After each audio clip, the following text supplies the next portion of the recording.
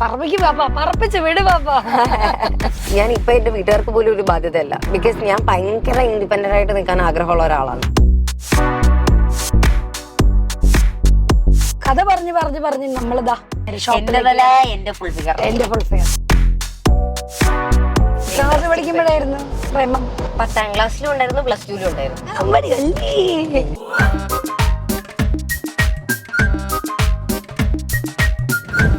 അപ്പൊ നമുക്ക് നമ്മുടെ യാത്ര തുടങ്ങിയാലോ? തീർച്ചയായിട്ടും. എന്റെ കൂടെ വരുന്ന നിന്റെ ധൈര്യം ഞാൻ സമ്മതിച്ചു. പറപ്പിക്ക് പാപ്പ, പറപ്പിച്ച് വിട് പാപ്പ. അപ്പൊ ഞാൻ ചോദിക്കട്ടെ, നമ്മളിപ്പോ എങ്ങോട്ടാ പോകുന്നത്? നമ്മുടെ ഷോപ്പിലേക്ക്. ഷോപ്പിൽ ഇവിടുന്ന് കുറച്ച് ഡിസ്റ്റൻസ് ഉണ്ട്. പനമ്പള്ളിയിലാണ്. പനമ്പള്ളിയിലെ സെൻട്രൽ സ്ക്വയറിന്റെ സൈഡിലായിട്ടാണ് ഷോപ്പ്. അതിനേക്കാളൊക്കെ വലിയൊരു കാര്യം ചോദിക്കട്ടെ, എന്താ കല്യാണം കഴിക്കണ്ട എന്ന് തീരുമാനിച്ചതിന്റെ മെയിൻ റീസൺ? എടി, നീ കല്യാണം കഴിച്ചോ? ഇല്ല, ഞാൻ സെലിബ്രിറ്റി അല്ലല്ലോ. സെലിബ്രിറ്റീസ് കല്യാണം കഴിക്കണമെന്ന് നിയമമുണ്ടോ? അങ്ങനല്ല. That's very different. ഓരോരുത്തരുടെ പേഴ്സണൽ ചോയ്സ് ആണ്. ഞാൻ കല്യാണം കഴിക്കുന്നവരെയും കുറ്റം പറയുന്നില്ല. അത് വളരെ നല്ലത്. അവരുടെ പാർട്ട്ണറെ കണ്ടുപിടിച്ചല്ലോ. അത് ഭയങ്കര ബുദ്ധിമുട്ടുള്ള ജോലിയാ. അത് ചെയ്തു എന്നുള്ളതിൽ വളരെയധികം സന്തോഷം. പക്ഷെ അതേപോലെ തന്നെ ഇപ്പുറത്തെ സൈഡിൽ ഡിവോഴ്സ് റേറ്റും കൂടുന്നുണ്ട്. അതും നമ്മൾ ഒരുപാട് കാണുന്ന ഒരു കാര്യമാണ്. അതായത് ഈ പറയുന്നത് പോലെ നമ്മള് ഒരു ആവേശപ്പുറത്ത് എടുത്ത് കല്യാണം കഴിച്ചു. ഇപ്പൊ സെലിബ്രിറ്റി ആയതുകൊണ്ട് ഈ കാണുന്ന മീഡിയക്കാരും അവരെല്ലാരും കല്യാണം കഴിക്കുന്നില്ലേന്ന് ചോദിക്കുന്നത് എന്തിനാണെന്നറിയാം? ചുമ്മാ ഒരു ഹൈപ്പ്. ഇപ്പൊ എനിക്കറിയാവുന്ന തന്നെ കുറെ പേരുണ്ട് യൂട്യൂബ് ചാനൽ വളർത്താൻ വേണ്ടി കല്യാണം കഴിച്ചവര്. അങ്ങനെ ഒരു ഗതികെട്ട് കല്യാണം കഴിക്കുന്ന കാര്യം എനിക്ക് ഇല്ല എന്നാണ് എന്റെ ഒരു വിശ്വാസം. അപ്പം ആരാണ് കൂടെ ഉണ്ടാവുക, അല്ലെങ്കിൽ ആരാണ് കൂടെ ഉള്ളതെന്ന് നമ്മൾ ചോദിച്ചു കഴിഞ്ഞാൽ എന്ത് പറയും? ഇൻ ദ സെൻസ്, അല്ല, ഞാൻ വളരെ നമ്മൾ ഇപ്പം ഈവൻ ഞാനും കല്യാണം കഴിച്ചിട്ടില്ല. അപ്പൊ വീട്ടുകാർ നമ്മളെ പ്രഷർ ചെയ്യുന്ന ഒരു കാര്യം, പ്രായമാകുമ്പോ ആരും കൂടെ ഉണ്ടാവില്ല. എന്റെ ആങ്ങളെ ഉണ്ടാവും. എന്റെ ആങ്ങളെ ഉണ്ടാവും, അതെനിക്ക് നല്ല ഉറപ്പാ. എന്നിട്ട് അത് പറയുമ്പോഴേ എന്റെ വീട്ടുകാർ പറയും, നോക്കിക്കോ അവൻ കല്യാണം കഴിച്ച് ഭർത്താക്ക്. എനിക്ക് അനുജനാണ്, അവനും അങ്ങനെ തന്നെയാ. അപ്പം ഞാൻ വീട്ടിൽ പറയും എനിക്കും അങ്ങനെ തന്നെയാന്ന് പറയുമ്പോ ചോദിക്കും, അവനൊരു കല്യാണം കഴിച്ചൊരു പെൺകുട്ടിയൊക്കെ ആവുമ്പം അവർക്ക് ഒരിക്കലും ഒരു ബാധ്യത. ചിലപ്പോ അനിയൻ മാറില്ലായിരിക്കാം, പക്ഷെ പെൺകുട്ടി എങ്ങനെയാണെന്നത് പക്ഷെ അവിടെയാണ് ഞാൻ കൗണ്ടർ അടിച്ചിട്ട് അവരെ താഴ്ത്തിയിടുന്നത്. കാരണം എന്താ വെച്ചാല് ഞാൻ ഇപ്പൊ എന്റെ വീട്ടുകാർക്ക് പോലും ഒരു ബാധ്യതയല്ല. ബിക്കോസ് ഞാൻ ഭയങ്കര ഇൻഡിപെൻഡന്റ് ആയിട്ട് നിൽക്കാൻ ആഗ്രഹമുള്ള ഒരാളാണ്. ഞാൻ പൊതുവേ അങ്ങനെയാണ്. അപ്പം നമ്മൾക്ക് ഇപ്പൊ എന്റെ ആങ്ങളക്ക് ഞാനൊരു ബാധ്യത ആകണം എന്നുണ്ടെങ്കിൽ ഞാൻ അവന്റെ വീട്ടിൽ വലിഞ്ഞു കയറി ചെന്ന് അവിടെ കുത്തിന്നും കുടിച്ച് കിടന്നാലേ പറ്റുള്ളൂ. ഏതൊരു റിലേഷൻ ആണെങ്കിലും, ഇപ്പൊ ഈവൻ പേരന്റൽ റിലേഷൻ ആണെങ്കിലും സിബ്ലിംഗ് റിലേഷൻ ആണെങ്കിലും, എനിക്ക് തോന്നുന്നു ഒരു കപ്പിൾസിന്റെ ഇടയിൽ മാത്രമേ അത് വർക്ക്ഔട്ട് ആവാത്തുള്ളൂ. ബാക്കി ഏതാണെങ്കിലും നമ്മൾ ഒരു ഡിസ്റ്റൻസ് ഇടുന്നതാണ് നല്ലത്. ഇപ്പം കപ്പിൾസിന്റെ ഇടയിലും ഈ പറയുന്നത് പോലെ നമ്മൾ ഇടയ്ക്ക് ഒരു സ്പേസ് കൊടുക്കണം. കാരണം നമ്മൾ എപ്പോഴും അവൈലബിൾ ആയി കഴിയുമ്പോൾ നമുക്കൊരു വാല്യൂ ഇല്ലാതാവും അവിടെ. അപ്പൊ ആ ഒരു വാല്യൂ അവർക്ക് മനസ്സിലാക്കണം എന്നുണ്ടെങ്കിൽ ആ ഒരു സ്പേസ് നമ്മൾ അവർക്കും നമുക്കും കൊടുത്തു കഴിഞ്ഞാൽ വളരെ നല്ലതായിരിക്കും. എന്നെ സംബന്ധിച്ച് അതാണ്. അപ്പം എനിക്ക് തോന്നുന്നില്ല എന്നെ അനിയനെ പുറത്താക്കുമെന്ന്. കാരണം പുറത്താക്കാൻ എന്നെ അവിടെ കാണാൻ കിട്ടണമല്ലോ. അപ്പം പിന്നെ പറഞ്ഞ പോലെ നമുക്ക് ആരും ഇല്ലാണ്ടായി കഴിഞ്ഞാൽ അങ്ങനെ ആരും ഇല്ലാണ്ടാവില്ല, അവനുണ്ട് എന്നുള്ളൊരു ധൈര്യം. ചിലപ്പോ പറഞ്ഞു ഒരു ചെറിയ ഡിസ്റ്റൻസ് എപ്പോഴും കീപ്പ് ചെയ്യണം, അപ്പൊ അവിടെ ഒരു വാല്യൂ ഉണ്ടാകും. അതുപോലെ ഒന്ന് ചോദിച്ചു കഴിഞ്ഞാൽ ഡിസ്റ്റൻസ് കീപ്പ് ചെയ്യണം എന്നല്ല, ഇപ്പൊ if your partner is okay with that, ആ ഡിസ്റ്റൻസ് കീപ്പ് ചെയ്യാതിരിക്കുന്നതാണ് നല്ലത്. ബിക്കോസ് ആ ഒരു ഇന്റിമസി ലെറ്റ് ഇറ്റ് ഔട്ട് എന്നുള്ളതാണ് ഞാൻ പറയാം. ഇതിപ്പോ ഇതിങ്ങനെ പിടിച്ചു വെച്ചോണ്ടിരുന്നിട്ട് ഇനിയിപ്പൊ നമുക്ക് നാണക്കേട്, നമ്മൾ മറ്റേ പൈങ്കിളിയായി പോകും കൊഞ്ചാൻ പോയാ, അതിലൊന്നും കഥയൊന്നും ഇല്ലെന്നാണ് ഞാൻ വിശ്വസിക്കുന്നത്. കാരണം എന്താ വെച്ചാൽ ഇപ്പം ഈ പറയുന്നത് പോലെ നമ്മളുടെ ലൈഫില് ഒരുപാട് കാര്യങ്ങൾ നടക്കുന്നുണ്ട്. ഇപ്പം എനിക്കൊക്കെ ഒന്നൊരു റിയലൈസേഷൻ ഇപ്പൊ ഒരു 25 ഒക്കെ കഴിഞ്ഞ് കഴിഞ്ഞപ്പോ വന്നത്, ഒരു മനുഷ്യന്മാരും ശാശ്വതമല്ല. ഇന്ന് കാണുന്നവരെ നാളെ കാണുമെന്ന് യാതൊരു ഉറപ്പും ഇല്ല. അപ്പം നമ്മൾ അതിൻ്റെ അകത്ത് ഇതിങ്ങനെ പിടിച്ചു വെച്ചുകൊണ്ട് നിന്നിട്ട് നമ്മൾ അഡ്ജസ്റ്റ് ചെയ്ത് അവിടെ നിൽക്കേണ്ട കാര്യമുണ്ടെന്ന് എനിക്ക് തോന്നുന്നില്ല. കാരണം നാളെ ഇവരെ ഒന്നും കാണുക പോലും ഇല്ല. നമ്മളിപ്പോ ഇന്ന ഒരാൾക്ക് വേണ്ടി നമ്മൾ അഡ്ജസ്റ്റ് ചെയ്തു, നാളെ വേറെ ആരെങ്കിലും വന്ന് ചിരിച്ചു കാണിച്ചു കഴിയുമ്പോഴത്തേക്കും കിടക്കുന്നത് നമ്മൾ അഡ്ജസ്റ്റ് ചെയ്തത് മാത്രം റിലീസായി പോകും. അപ്പൊ അങ്ങനല്ല, നമ്മൾക്ക് എന്താണ് ആഗ്രഹം, നമ്മളുടെ ഒരു ലവ് ലാംഗ്വേജ് എന്താണെന്ന് അവരെയും മനസ്സിലാക്കി എന്നാൽ അവർ ഇതാകുന്നതും. പിന്നെ നമ്മൾ ഓവറായിട്ട് അവൈലബിൾ ആകുമ്പോഴത്തേക്കും ഈ പറയുന്ന പോലെ ചിലർക്ക് അതിന്റെ വെർത്ത് മനസ്സിലാവില്ല. അത് നമ്മൾ എപ്പോഴും കാൽക്കുലേറ്റ് ചെയ്യണം. ഓക്കെ, ഇതിപ്പോ ഇങ്ങനെയാണോ, നമ്മുടെ വെർത്ത് മനസ്സിലാവുന്നില്ലേ, ദാറ്റ്സ് ഇറ്റ്. അപ്പം നമ്മളൊന്ന് ഡിസ്റ്റൻസ് ആവുക. അപ്പൊ അവര് തന്നെ പുറകെ വരും. അവര് പുറകെ വന്നാൽ അത് നമുക്ക് റിയലി, അതാ ഞാൻ പറഞ്ഞത്. അത് അവര് പുറകെ വന്നാൽ അത് നമുക്കുള്ളതാ. അത് നമ്മളെ അത്രയും കെയർ ചെയ്യുന്നുണ്ട്. അവര് ആ ഒരു നമ്മളോടുള്ള ഫ്രീഡം എടുക്കുന്നതാണ്, നമ്മുടെ അടുക്കലേ പറ്റുള്ളൂ എന്നുള്ളത്. പക്ഷെ നമ്മുടെ പുറകെ വന്നില്ല, നമ്മൾ ഒരു 3-4 ദിവസം വിളിച്ചില്ലെങ്കിലും എന്നാ വിളിക്കുമ്പോ ആവട്ടെ എന്നുള്ളൊരു വാശിയാണ് കൂടുതലെങ്കിൽ ആ ഒരു റിലേഷൻ കൊണ്ടുപോകാതെ ഇരിക്കുന്നതാണ് നല്ലത്. കാരണം ആ ഒരു 4 ദിവസം അവർക്ക് വാശി കാണിക്കാമെങ്കിൽ നമ്മൾ കെട്ടിയും കൂടെ കഴിയുമ്പോൾ മൊത്തത്തിൽ നമ്മൾ അവരുടെ എന്തോ അധികാരത്തിൽ വരുന്നതാന്നുള്ളൊരു മൈൻഡ് വരും. അപ്പം പിന്നെ മാരീറ്റൽ ലൈഫിൽ കാണിക്കാൻ പോകുന്ന വാശി എന്ന് പറയുന്നത് ചില്ലറയൊന്നും ആയിരിക്കത്തില്ല. കുഞ്ഞു കുഞ്ഞു കള്ളത്തരങ്ങളാണേലും പോട്ടെ നമ്മൾ വിചാരിക്കും, പക്ഷെ പോകെ പോകെ അത് ചെയ്യരുത് എന്നുള്ളതാണ്. ആ കുഞ്ഞു കുഞ്ഞു കള്ളത്തരങ്ങൾ പോലും റിലേഷൻഷിപ്പില് ചെയ്യാതിരിക്കുന്ന, ഞാൻ റിലേഷൻഷിപ്പിൽ ഉണ്ടായിരുന്ന ഒരാളാണ്. അപ്പം ഈ പറയുന്നത് പോലെ ഞാൻ അതിനകത്ത് കംപ്ലീറ്റ്ലി മെയിൻറ്റെയിൻ ചെയ്തിരുന്നത്, ഞാൻ ചെയ്തത് തെറ്റാന്ന് എനിക്ക് നല്ല ബോധ്യം ഉണ്ടാവും. ചീത്ത കേൾക്കുമെന്ന് എനിക്കറിയാമായിരിക്കും, എന്നാലും ഞാൻ ചെന്ന് പറയും ഞാൻ ഇത് ചെയ്തു എന്ന്. എനിക്കറിയാം അന്ന് കഴിഞ്ഞ് ഒരാഴ്ചത്തേക്ക് ഇതിന്റെ പേരിൽ അടിയാണ്, ഇത് കാരണം അങ്ങനെ ആകും, ഇത് കാരണം എന്നെ ഇനി എവിടെയും പോവാൻ വിടില്ലായിരിക്കും, എന്നെ ഇനി അങ്ങനെ ട്രസ്റ്റ് ചെയ്യില്ല, എനിക്ക് 100% ഉറപ്പാണ്. പക്ഷെ even though I am wrong I will say. കാരണം ചിലപ്പോ ഞാനത് പറയുമ്പം ഒരു അരമണിക്കൂറിന്റെ അടിയില് അത് തീരും. പക്ഷെ വേറൊരാൾ പറഞ്ഞാണ് അത് അറിയുന്നെങ്കിൽ അത് അവിടെ ഒരു ട്രസ്റ്റ് ബ്രേക്കിംഗ് ആണ്. ഇത് ഞാൻ തന്നെ പറയുമ്പോ ഒരിക്കലും അതൊരു ട്രസ്റ്റ് ബ്രേക്കിംഗ് ആവില്ല. കാരണം അവർക്ക് ഓക്കെ എങ്ങനെയൊക്കെ ആണെങ്കിലും അവള് വന്ന് പറഞ്ഞല്ലോ എന്നുള്ളൊരു സാധനം വരും. ഇത് എല്ലാരും മെയിൻറ്റെയിൻ ചെയ്താൽ നല്ലതായിരിക്കും. പക്ഷെ ആൺകുട്ടികളിലേക്ക് വരുമ്പം അവർക്ക് കുറെ ബുദ്ധിമുട്ടാണ്. ഇപ്പം ജോലി, വീട്, അവരുടേതായിട്ടുള്ള കാര്യങ്ങള്, ഇതിനൊക്കെ ഇടയിൽ പ്രണയിക്കാൻ എല്ലാവരും എന്നല്ല ഞാൻ പറയുന്നത്, പക്ഷെ മെജോറിറ്റി ഉള്ള ആണുങ്ങളും പറയുന്നത് എനിക്ക് എന്റെ കാര്യങ്ങള് തീരട്ടെ എന്നിട്ടല്ലേ എന്ന് ചിന്തിക്കുന്ന ഒരുപാട് പേര് നമുക്ക് കാണാനായിട്ട് പറ്റുന്നുണ്ട്. അവിടെയും ഭയങ്കര ബുദ്ധിമുട്ടാണ് കൂടുതലും ഫീൽ ചെയ്യുക. പക്ഷെ അതെന്താണെന്നറിയാമോ, ഞാൻ അതിൽ ഭയങ്കര വിശ്വസിച്ചിരുന്നു ഒരു പോയിന്റ് വരെ. കാരണം ഈ പറയുന്ന പോലെ ഇവർക്ക് ഇത്രയും പ്രശ്നമുണ്ട്, ഇതിന്റെ ഇടയ്ക്ക് ഇവർക്ക് എവിടെ റൊമാൻറ്റിക് ആവാൻ ഇത്രയും തലയിൽ കൂടെ പോവായിരിക്കുന്നത്. അതെന്തിനാണ് ഒറ്റയ്ക്ക് ആ ബേർഡൻ എടുക്കുന്നതെന്ന് എനിക്ക് മനസ്സിലായിട്ടില്ല. നമ്മളൊരു പാർട്ട്ണർ എന്ന് പറയുന്നത് എവറിത്തിങ് ഷുഡ് ബി ഷെയർഡ്. ഇത്രയും ഉള്ളപ്പോഴും നമുക്കൊരാളെ സ്നേഹിക്കാൻ പറ്റും, നമുക്ക് അവർക്ക് വേണ്ടി സമയം കണ്ടെത്തി അവരോട് ഇനി ഇൻവൈറ്റ് ആകാൻ പറ്റും. ഇപ്പൊ എന്നോട് ചോദിക്കുകയാണ്, ഇപ്പൊ ഞാൻ ഒരു കല്യാണം കഴിച്ചിട്ടുണ്ട് എന്ന് ഉണ്ടെങ്കിൽ, ഇപ്പൊ സപ്പോസ് ഞാൻ കല്യാണം കഴിഞ്ഞിട്ടാണ് ഇതെല്ലാം ചെയ്യുന്നതെങ്കിലും ഡെഫിനറ്റ്ലി ഞാൻ അവർക്ക് വേണ്ടി സമയം കണ്ട് എത്തും. കാരണം അത് കഴിഞ്ഞിട്ടുള്ള പ്രയോറിറ്റി എനിക്ക് ബാക്കി എന്തിനും ഉണ്ടാവുള്ളൂ. അപ്പം ഈ പറയുന്ന പോലെ നമ്മൾ പല കാര്യങ്ങള് നമ്മളപ്പോ സാക്രിഫൈസ് ചെയ്യേണ്ടി വരും. ബട്ട് സ്റ്റിൽ നമുക്ക് അതിന് സമയം കണ്ടെത്തും. കാരണം അത് പ്രയോറിറ്റൈസ് ചെയ്യാത്തത് കൊണ്ടാണ്. നമ്മൾക്കിപ്പോ ഇത്രയും കാര്യങ്ങൾ ഉണ്ടെങ്കിലും നമ്മുടെ മൈൻഡിൽ എന്താ ഓടുമെന്ന് വെച്ചാ, അയ്യോ ഇനിയിപ്പോ നമ്മൾ ചെന്നിട്ട് ഇതായില്ലെങ്കിൽ ഇനി എങ്ങാനും വേറെ ഏതെങ്കിലും പെമ്പിള്ളേർ ഗ്യാപ്പിൽ കയറി ഗോൾ അടിക്കോ. ഡെഫിനറ്റ്ലി നമ്മള് ഓവർ തിങ്കേഴ്സിന്റെ അങ്ങേയറ്റമാണ് പെമ്പിള്ളേരെന്ന് പറയുന്നത്. ഇപ്പൊ ആരൊക്കെ ഇത്ര പ്രോഗ്രസീവ് മൈൻഡാണെന്ന് പറഞ്ഞാലും അവരുടെ മൈൻഡിൽ കൂടെ ഒരു തവണയെങ്കിലും ഇത് ഓടിയിട്ടുണ്ടാവും. അപ്പം നമ്മൾ എന്ത് ചെയ്യും, നമ്മള് ഈവൻ ദോ നമ്മളിപ്പോ കല്യാണം കഴിഞ്ഞു, നമുക്ക് 4 കുട്ടികളുണ്ട് എന്ന് വെച്ചോ, എങ്കിലും നമ്മുടെ മൈൻഡിൽ നമ്മുടെ ഭർത്താവിനെ വേറെ ആരെങ്കിലും കൊണ്ടുപോവോ? കാരണം അവരുടെ ബോഡി ചേഞ്ച് ആവുന്നില്ല. നമ്മുടെ ബോഡിക്ക് ഈ പറയുന്ന പോലെ പ്രസവം ഒക്കെ കഴിയുമ്പോൾ ചേഞ്ചസ് വരും, നമുക്ക് ഇൻസെക്യൂരിറ്റീസ് വന്നു തുടങ്ങും. അപ്പൊ നമ്മുടെ മൈൻഡിൽ മൊത്തം നമ്മളിൽ നിന്ന് തട്ടിക്കൊണ്ടു പോകുമോ എന്നുള്ളൊരു ഫിയർ ത്രൂ ഔട്ട് ഉണ്ടാവും. ആ ഫിയർ ആണുങ്ങൾക്കില്ല. ഇപ്പൊ അവരുടെ ആത്മാർത്ഥമായിട്ടാണ് സ്നേഹിക്കുന്നതെങ്കിലും ടൈം പാസ് ആണെങ്കിലും എങ്ങനെയാണെങ്കിലും ഇവർക്ക് ഈ ഒരു ഫിയർ ഇല്ല, പേടിയില്ല. അങ്ങനെ ഒരു പേടിയില്ല. അവര് ഇത് ട്രസ്റ്റ് വർത്തി, അല്ലെങ്കിൽ പിന്നെ ഒരു നല്ല തേപ്പ് കിട്ടിയിട്ടുള്ളവനാണെങ്കിൽ ഏറെക്കുറെ ഉണ്ടാവും. പക്ഷെ അതിപ്പം ഈ പറയുന്നത് പോലെ ടോക്സിസിറ്റി എന്നുള്ളൊരു ലെവലിലേക്ക് ഇപ്പൊ അത് എത്തിയിട്ടില്ലെങ്കിൽ കൂടെയും ആൾക്കാർ അത് എത്തിക്കും. ഇത് ടോക്സിക് ആണ്, ഇങ്ങനെ ചോദിക്കുന്നത് എന്തിനാ, അവിടെ പോയത് എന്തിനാന്ന് ചോദിക്കുന്നത്. ലുക്ക് അവർക്കും അവരുടെ ഇൻസെക്യൂരിറ്റി ഉണ്ട്. അപ്പൊ അവരോട് ഇരുന്ന് സംസാരിക്കുക, എന്താണ് പ്രശ്നം എന്ന് സംസാരിക്കുക. ചിലപ്പോ അത് ടോക്സിസിറ്റി ആയിരിക്കത്തില്ല, ചിലപ്പോ ഒരു പോസസീവ്നെസ് തന്നെ ആയിരിക്കും. അല്ലെങ്കിൽ റിലേഷൻഷിപ്പിലും ഒരു പോസസീവ്നെസ് ഉണ്ടാവാം. അതില്ലെങ്കിൽ എനിക്ക് തോന്നുന്നു അവിടെയാണ് സംശയിക്കേണ്ട കാര്യം, അതെന്താ ഇല്ലാത്തത് എന്നുള്ളൊരു സാധനം വരുമായിരിക്കും.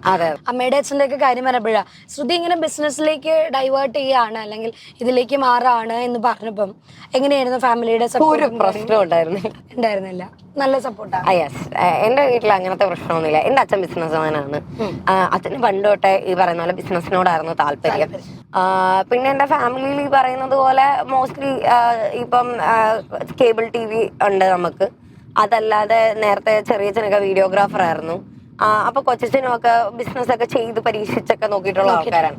അപ്പം ഈ പറയുന്നത് പോലെ അങ്ങനെ നമുക്ക് ബിസിനസ് ചെയ്യാൻ പോകുന്നു എന്ന് പറഞ്ഞത് കൊണ്ട് വേണ്ട കാശ് കളയാൻ അങ്ങനെ ഒരിക്കലും എന്റെ വീട്ടിൽ നിന്ന് പറഞ്ഞിട്ടില്ല.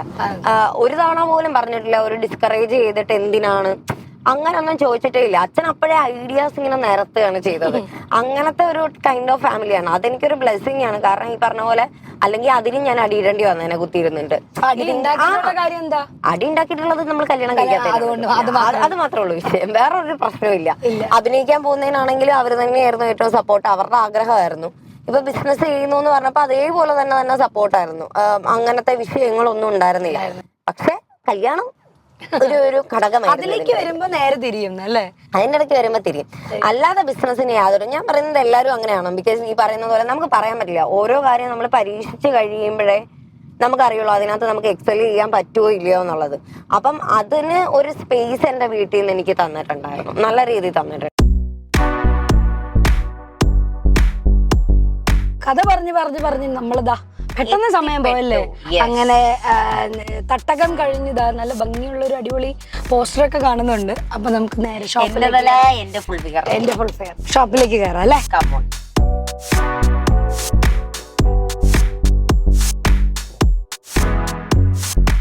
പെർഫ്യൂം പ്രൊജക്ട്, ഈ ഒരു പേരിന്റെ പിറകില് എന്തെങ്കിലും കഥകളോ കാര്യങ്ങളോ ഉണ്ടോ? ഇല്ല, അങ്ങനെ വലുതായിട്ടില്ല. ബിക്കോസ് ഇത് ഞാൻ ഈ പറഞ്ഞതുപോലെ എന്റെ കുറെ എക്സ്പെരിമെന്റ്സും അതിന് ഇവിടെ അങ്ങനെയൊക്കെ കേട്ടോ. ആരും പേടിക്കണ്ട, ഒന്നും സംഭവിച്ചില്ല. ഈ പറഞ്ഞ പോലെ കുറച്ച് കഥകളും കാര്യങ്ങളും ഈ പരീക്ഷണങ്ങളൊക്കെ ആയിട്ടാണല്ലോ വന്നത്. അപ്പൊ ഇതൊരു പ്രോജക്ട് ബേസിലാണ് വരുന്നത്. ഇപ്പൊ ഇതിന്റെ താഴോട്ട് കുറെ സബ് ബ്രാൻഡ്സിന്റെ പ്ലാനിങ് ഉണ്ട്. അപ്പൊ അത് കാരണമാണ് ദ പെർഫ്യൂം പ്രൊജക്ട് എന്ന് പറഞ്ഞിട്ടത്. എല്ലാം ഞാൻ ഹാൻഡ് മെയ്ഡ് ആയിട്ട് ചെയ്യുന്നത് കൊണ്ട് അങ്ങനെ ഇട്ടതാണ്.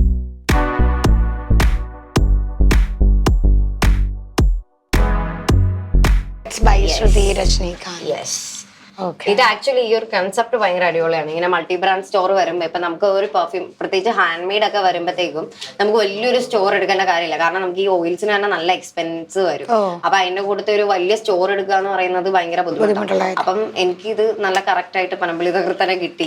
അപ്പൊ ഇതുപോലെ മൾട്ടി ബ്രാൻഡ് സ്റ്റോർ വരുമ്പോൾ നമുക്ക് ഈ ഒരു പൊസിഷന്റെ ആവശ്യമുള്ളൂ. അപ്പം അങ്ങനെ ഇതില് വന്ന അപ്പൊ ഈ ഫിസിക്കലായിട്ട് കുറെ പേർക്ക് ടെസ്റ്റ് ചെയ്ത് പെർഫ്യൂംസ് ആയതുകൊണ്ട് ടെസ്റ്റ് ചെയ്തിട്ടായിരിക്കും അവർക്ക് എടുക്കാൻ താല്പര്യമുള്ളത്. സോ ഈ ഒരു ബ്രാൻഡിലേക്ക് വരുമ്പം ഇതൊരു വലിയ ബ്രാൻഡായി മാറുമ്പോൾ ശ്രുതിയുടെ മാറും ഉറപ്പായിട്ടും. നമ്മളൊക്കെ അതിന് വേണ്ടിയിട്ട് വെയിറ്റ് ചെയ്യാണ്. എനിക്ക് പറയാലോ എൻ്റെ ഒരു ഫ്രണ്ടിന്റെ ആണ് അല്ലെങ്കിൽ നമ്മളുടെ ഒരു സിസ്റ്ററിന്റെ ആണെന്നുള്ള അത്രയും ഇതായിട്ട് നമുക്ക് പറയാലോ. ഇത്രയും പൊക്കിയടിച്ച് എനിക്ക് പോകുമ്പോൾ പെർഫ്യൂം വന്നിട്ട് വേണം വിടാൻ. എന്താണ് ഇതിനെ ഡിഫറെന്റ് ആക്കുന്നത്? നമ്മളിപ്പം ഒരുപാട് ഫ്രാഗ്രൻസ് ഉണ്ട്, ഒരുപാട് പെർഫ്യൂംസ് ഉണ്ട്, ലോങ് ലാസ്റ്റിംഗ് ഉണ്ട്, അങ്ങനെ കുറെ ഡിഫറൻസ് ഉള്ള സാധനങ്ങളൊക്കെ ഉണ്ട്. നമ്മുടെ ഈ ഒരു ദ പെർഫ്യൂം പ്രൊജക്ടിന് എന്താണ് ഡിഫറെന്റ് ആയിട്ട്? ഇതിപ്പം എന്നെ സംബന്ധിച്ചിടത്തോളം ഞാൻ ഈച്ച് വൺ ഭയങ്കരമായി സ്നേഹത്തോടെ കെയറേറ്റ് ചെയ്തതാണ്. എല്ലാം ഞാൻ തന്നെ ഉണ്ടാക്കിയിരിക്കുന്നതാണ്. ഇതിലെ എല്ലാ ബോട്ടിൽസും ഒരു ബോട്ടിൽ പോലും വേറെ ആരും നിറച്ചതില്ല. എല്ലാം ഞാൻ തന്നെയാണ് നിറച്ചിരിക്കുന്നത്, ഫില്ല് ചെയ്തിരിക്കുന്നതും. അതല്ല നമ്മുടെ ഒറിജിനൽ ബോട്ടിൽ, അത് സാമ്പിൾ ബോട്ടിലാണ്. നമ്മുടെ ബോട്ടിൽ കാണാൻ ഇതാണ് ബോട്ടിൽ വരാം, ഒറിജിനൽ ബോട്ടിൽ വരാം. ഇതിന്റെ അകത്ത് എങ്ങനെ ഉണ്ടാവുക, ഇതായിരിക്കും ഇതിന്റെ മേളില്. ഇതിന്റെ ഞാൻ പറഞ്ഞല്ലോ പാക്കേജിങ് ഉണ്ടെന്ന്. ഇങ്ങനെയാണ് പാക്കേജിങ് വരിക. പിന്നെ ഇതിന്റെ കൂടെ അല്ല, ഇതിന് പുറമെ വേറൊരു കവറും ഉണ്ടാവും. ഇതിന്റെ ഒക്കെ പുറമെ വേറൊരു കവർ ഉണ്ടാവും.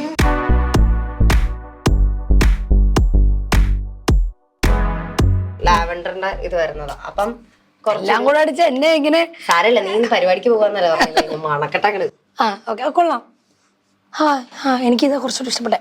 ഓരോരുത്തർക്കും ഓരോ ടേസ്റ്റ്. അപ്പം എല്ലാ അർത്ഥത്തിലും ഒരുപാട് ഇന്നോവേറ്റീവ് ആയിട്ടുള്ള ഐഡിയാസും കാര്യങ്ങളൊക്കെ കൊണ്ടുവന്ന് ഒരു ട്രൈ ചെയ്ത് നല്ല രീതിയിൽ മൂവ്മെന്റ് ഉണ്ട്. അപ്പൊ ഇനിയും കൂടുതൽ ഉണ്ടാവട്ടെ. അപ്പം എന്താ പെർഫ്യൂം പ്രൊജക്ട് ഭയങ്കര ഹാപ്പിനെസ്സിൽ മുന്നോട്ട് പോട്ടെ. വലിയൊരു സംരംഭം. Yes, so all the best my dear. അപ്പൊ നമുക്ക് ഫുഡ് കഴിക്കാൻ പോണം. ഇവിടെ നമ്മൾ പെർഫ്യൂം കണ്ടു, വീണ്ടും കണ്ടു, എല്ലാം കണ്ടു, കൊണ്ടുവരാം. അതെ.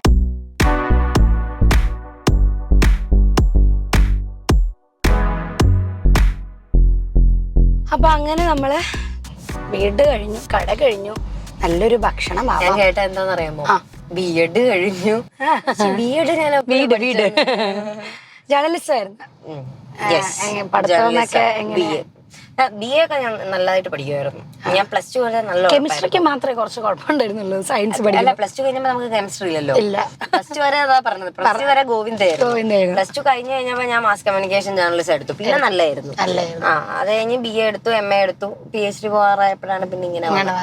ഏറ്റവും കൂടുതൽ ഫാമിലി ഏറ്റവും കൂടുതൽ കോളേജ് ലൈഫ് അല്ലെങ്കിൽ സ്കൂൾ ലൈഫിൽ മിസ് ചെയ്യുന്നത് എന്താ? സ്കൂൾ ലൈഫില് ഡാൻസ് പ്രാക്ടീസ് ആയിരിക്കും സ്കൂൾ ലൈഫില്. കാരണം അവിടെ ഞാൻ എൻജോയ് ചെയ്തിരുന്ന ഒരേ ഒരു കാര്യം ഡാൻസ് ആയിരുന്നു, പിന്നെ പ്രേമവും.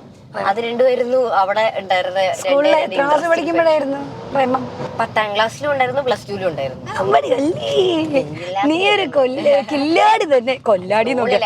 പ്രേമിക്കാത്തവരെയൊക്കെ പിന്നെ വേസ്റ്റ് ഫെലോസ്. എനിക്ക് വിഷന്നിട്ട് മൊത്തത്തിൽ കയ്യിന്ന് പോകുന്നുണ്ട്. അയ്യോ പെട്ടെന്ന് കേട്ടോ, പറപ്പിച്ച് വീട് പാപ്പാന്ന് ആദ്യം പറഞ്ഞ പോലെ. പിടിക്കും പാപ്പാ, സ്പീഡ് ലിമിറ്റ് ഉണ്ടെന്ന്. ഞാൻ ചോദിക്കട്ടെ, ഇപ്പൊ നമ്മൾ എന്തായാലും ഫുഡ് കഴിക്കാൻ പോവാണ്. നിങ്ങളുടെ കൂട്ടത്തില് ഇപ്പം ചക്കപ്പഴത്തിലാണെങ്കിലും അല്ലെങ്കിൽ ഫാമിലിയിലാണെങ്കിലും ഫ്രണ്ട് സർക്കിളിലൊക്കെ ആണെങ്കിലും ഏറ്റവും കൂടുതൽ ഇഷ്ടമുള്ളൊരു ഫുഡി ആരാണ് കൂട്ടത്തിലുള്ള? ബെസ്റ്റ് ഫുഡീനെ മെൻഷൻ ചെയ്യാൻ പറഞ്ഞ. സ്കൂളിലൊന്നും അങ്ങനെ ഇതൊന്നും ഇല്ല. ഓർമ്മ നമ്മ എല്ലാരും എന്ത് കിട്ടിയാലും കഴിക്കുമെന്നുള്ള സെറ്റപ്പാണ് സ്കൂളിലും കോളേജിലും ഒക്കെ. എനിക്ക് തോന്നുന്നു ചക്കപ്പഴത്തെ വന്നു കഴിഞ്ഞിട്ട് എന്റെ ബെസ്റ്റ് കമ്പാനിയൻ എനിക്ക് തോന്നുന്നു അർജുനേട്ടനാണ്. അർജുനേട്ടന് ഞാനും ഈ ഇതാവുമ്പത്തേക്ക് നമ്മൾ ഇവിടുത്തെ ഫുഡ് കഴിക്കൂല, ഞങ്ങൾ അപ്പഴേ ഇറങ്ങും. ഈ ചേട്ടനുള്ളപ്പോ മാത്രമേ ഞാൻ വെളിയിൽ പോകത്തുള്ളൂ. ചേട്ടനുള്ളപ്പോ ഇറങ്ങിയിട്ട് കഞ്ഞി എങ്കിൽ കഞ്ഞി, അങ്ങനൊന്നും ഇല്ല. വെളിയിൽ നിന്ന് പോയി കഴിക്കണം എന്നുള്ളതേ ഉള്ളൂ. പ്രൊഡക്ഷൻ ഫുഡ് കുറവായിരുന്നു. പ്രൊഡക്ഷൻ ഫുഡ് നമുക്ക് വലിയ ടേസ്റ്റ് ഒന്നും ഇല്ല. അപ്പൊ അതുകൊണ്ട് വലിയ താല്പര്യമില്ലായിരുന്നു. നമ്മള് കംപ്ലൈന്റ് ചെയ്ത് നമ്മള് മടുത്തു. അപ്പൊ അങ്ങനെ ആയപ്പോ ഞങ്ങള് പിന്നെ വെളിയിൽ നിന്നാക്കി. അങ്ങനെ അപ്പൊ ഓരോ ദിവസം ഓരോരുത്തടത്ത് പോയിട്ട് കഴിക്കും. ഞങ്ങൾ സീനാകുമ്പോ ഇങ്ങനെ വിളിച്ചോണ്ടേ ഇരിക്കും ഞങ്ങളെ തുരുത്തുരാന്ന്. ഞങ്ങൾ എന്നിട്ട് അവിടെ നിന്ന് കഴിച്ച് ഓടുമായിരിക്കും ചെയ്യാം. ഞങ്ങൾ കള്ളുഷാപ്പിൽ പോയി കഴിക്കും, ഒരു ദിവസം കഞ്ഞിക്കടയിലായിരിക്കും, ഒരു ദിവസം അല്ലാതെ കുറച്ച് ഹൈഫൈ സ്ഥലത്തായിരിക്കും. അങ്ങനെ ഡിഫറെന്റ് കൈൻഡ് ഓഫ് ഫുഡ്സ് ഞങ്ങൾ എപ്പോഴും ഒരുമിച്ച് പോയി എക്സ്പ്ലോർ ചെയ്യാറുണ്ട്. അപ്പം ഫ്രണ്ട്ഷിപ്പിന് ഭയങ്കര വാല്യൂ കൊടുക്കുന്ന ആളായതുകൊണ്ടാണ് ഞാൻ ചോദിക്കാൻ വരുന്നത്, ഇപ്പം ഫുഡിൽ മിസ് ചെയ്യുന്നതും പിന്നെ നിങ്ങളുടെ ഫ്രണ്ട്ഷിപ്പ് സർക്കിളിലുള്ള ഒരാളാണ് അർജുൻ ചേട്ടൻ. ഒന്ന് വിളിച്ച് ആളോടൊന്ന് കമ്മ്യൂണിക്കേറ്റ് ചെയ്യാവോ, ഇപ്പൊ എന്തുവാ കഴിച്ചോണ്ടിരിക്കുന്നേ എന്നൊക്കെ എന്ന് ചോദിച്ചാൽ നല്ലല്ലേ? എഴുന്നേറ്റിട്ടുണ്ടോ പട്ടി എന്നായിരിക്കും പറയുന്നത്. ആണോ, നമുക്ക് നോക്കാം. ഈ സമയമൊക്കെ ആകുമ്പോഴത്തേക്കും വിശപ്പിന്റെ വിളി വന്നിട്ട് എന്തെങ്കിലും സാധ്യതയുണ്ട്? അങ്ങനെയൊന്നുമില്ല. 3 മണിക്കാണ് കിടക്കുന്നത്. അപ്പൊ പിന്നെ ഈ സമയമൊക്കെയാണ് രാത്രി. അർജുനേട്ടന്റെ ഇതെന്ന് വെച്ചാൽ അർജുനേട്ടൻ രാത്രി എഴുന്നേറ്റിരിക്കും, രാവിലെ ഉറങ്ങാം. പിന്നെ ഇന്നലെ പക്ഷെ ശിവരാത്രിയുടെ പരിപാടിയൊക്കെ ഉണ്ടായതുകൊണ്ട് ചിലപ്പോ ടയർഡ് ആയതുകൊണ്ട് ഉറങ്ങി കാണും. അപ്പൊ രാവിലെ എഴുന്നേറ്റിട്ടുണ്ടാകാൻ സാധ്യതയുണ്ട്. വിളിച്ചു നോക്കാം. ഹേയ് സിരി, കോൾ അർജുനേട്ടൻ ആൻഡ് പുട്ട് ഓൺ സ്പീക്ക്.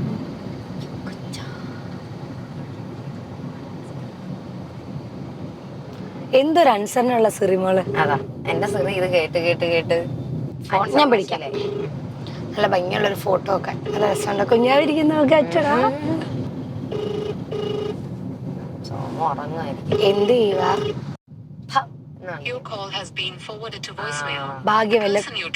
ഭാഗ്യമില്ല സുഹൃത്തുക്കളെ, നമുക്ക് ഭാഗ്യമില്ല. അപ്പോൾ എന്ത് ചെയ്യും? എന്നാ ഞാൻ ഒരു സിമ്പിൾ ടാസ്ക് തരാം. അർജുന എന്നെ വിളിച്ചിട്ട് കിട്ടിയില്ല, പക്ഷെ നമ്മുടെ ശ്രീകുമാറേട്ടൻ ശ്രീകുമാറേട്ടനെ കൊണ്ടൊന്ന് വിളിച്ചു നോക്കിയാലോ? ഫോൺ എടുക്കാത്ത ജീവിയാണ് നീ വിളിക്കാൻ പറയുന്നത്, നോക്കാം. നിങ്ങളുടെ കൂട്ടത്തിൽ ആരും ഫോൺ എടുക്കത്തില്ലേ? ഞാൻ എടുക്കാറുണ്ട്. അതെനിക്കറിയാം കേട്ടോ. അല്ല, ഒരു അത്യാവശ്യത്തിന് വിളിച്ചപ്പോ എന്ത് ചെയ്യും? വളരെ പാടാണ് ഇവരെയൊക്കെ കിട്ടാൻ വേണ്ടി. നമ്മളപ്പോ ഇവരാരും വിളിക്കൂല. എനിക്ക് ശ്രീകുമാറിന്റെ ബർത്ത്ഡേയും കൂടെ ആയിരുന്നു അല്ലേ?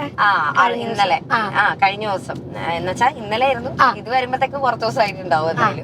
എന്നാലും അടുത്ത ബർത്ത്ഡേ ആയിരുന്നു. അതുകൊണ്ട് എനിക്ക് സംശയമാണ് എടുക്കുമെന്ന്. അല്ലെങ്കിൽ പൊതുവെ ശ്രീകുമാറേട്ട ഫോൺ എടുക്കാറില്ല. ഫോൺ പുള്ളി ഉപയോഗിക്കുന്നത് വളരെ കുറവാണ്. എന്നാലും നമുക്ക് വിളിച്ചോക്കാം. പറഞ്ഞോ. ഹേയ് സിരി, കോൾ ശ്രീകുമാറേട്ടൻ and put on speak.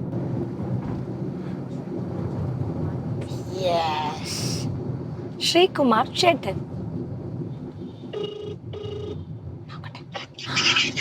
Hello.